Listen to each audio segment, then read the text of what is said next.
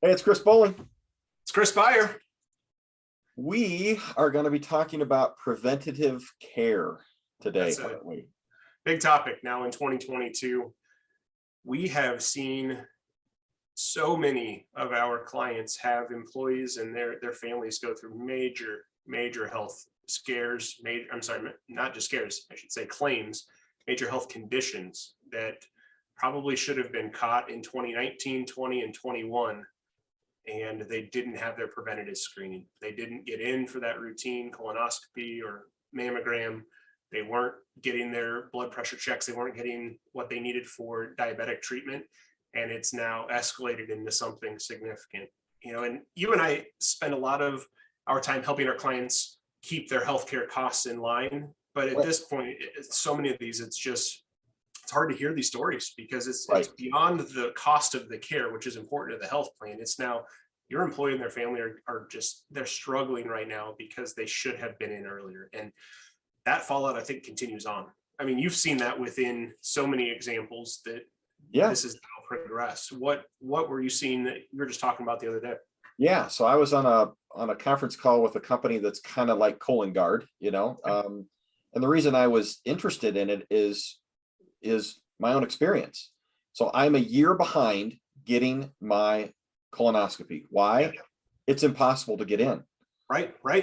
So I could be that next big claim, right? That couldn't get a colonoscopy. Maybe they could have caught something early. I finally have it scheduled. It's scheduled 6 months from now.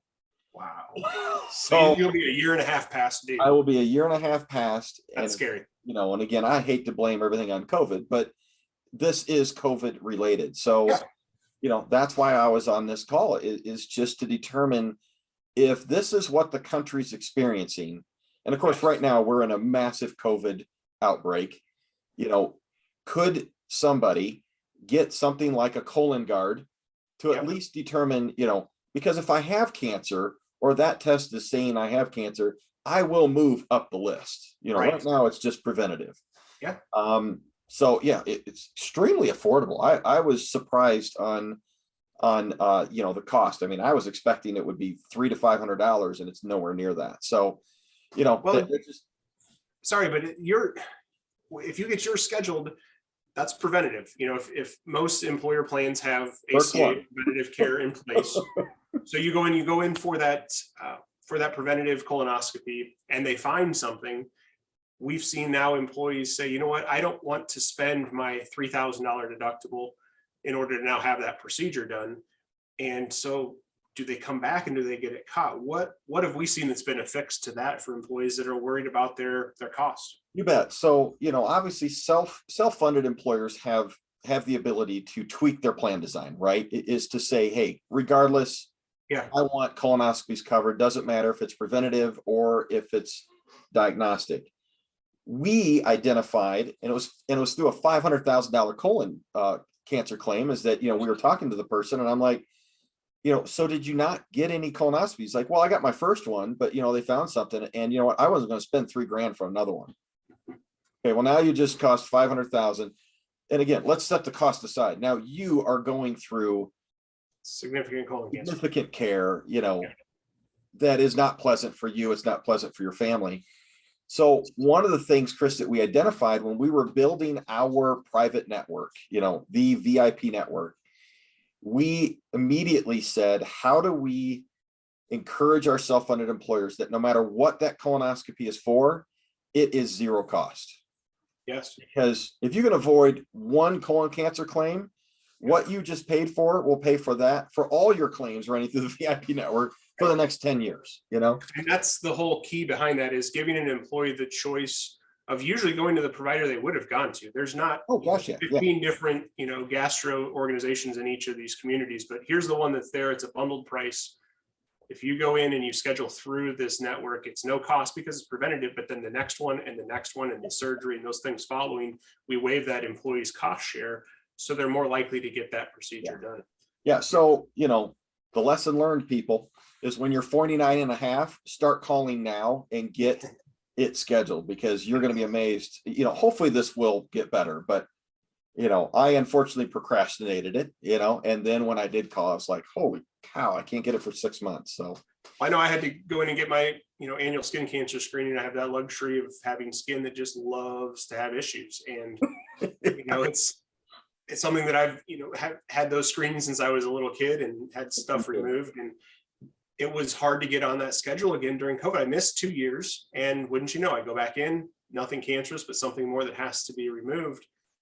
But it was that same thing. I had, you're talking about cost. I had the evaluation done in December. So I had met my deductible, and then I roll into January and they say, you need to have this done. And, even with the HSA money in the account, it's like, man, I really don't want to have to spend that. You think about that of absolutely 1 week difference, and I would pay for it or not pay for it. I love that we can waive that cost share for employees in that. Absolutely. Yeah, that's a perfect one. So yeah, probably the third one. And, we've really not had Don Feipel on here, which we really should, because Don works with us every day.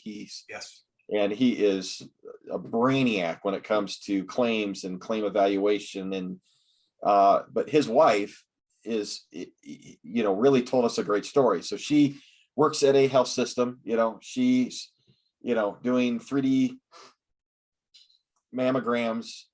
And she said in the last year and a half, the mammograms that are coming over with cancer have just been through the roof. Yep. And they're stage 2. Something small that wasn't caught. And so that's something else of, they're not having, well, I shouldn't say that. I mean, they are booked 12 hours a day, which is crazy. But her biggest scare is what she was telling us is we haven't seen anything yet. She goes, wait about 2 more years. Right. And all of that backlog and things that we've put off continue to escalate. So if you're if you're an HR director or your CFO and you're hearing this, first of all, evaluate and make sure that your plan does have preventative benefits in place, which most do, but review that again. You and I talked a few weeks ago that it's important now in the first quarter to start working on an education campaign. Help employees know what's available, what they should be going in for. The list of preventative goes way beyond what we talked about today. And it's designed to keep you healthy so that things are minimal if they are caught. But if you're now that family, just get back on that schedule, that routine. As much as it's not fun to schedule appointments and go through, think back to what you did before everything got crazy and start to schedule again. Make sure that you're not missing out on that opportunity. And be creative as an employer. Yes. Nobody wants to go get this stuff done. I'm not looking forward to my colonoscopy, but no. I have employers that are doing gift cards, just show me that you had it done. Here's a gift card. Right.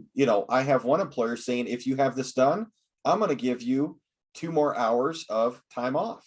Yes. So just be creative, because especially males, we hate this crap and we're just bad at it. So not saying that, that you have to do, something special for us, but be creative, incentivize them to want to go do this, because it'll help them, it'll help their family, and it will certainly help your claims.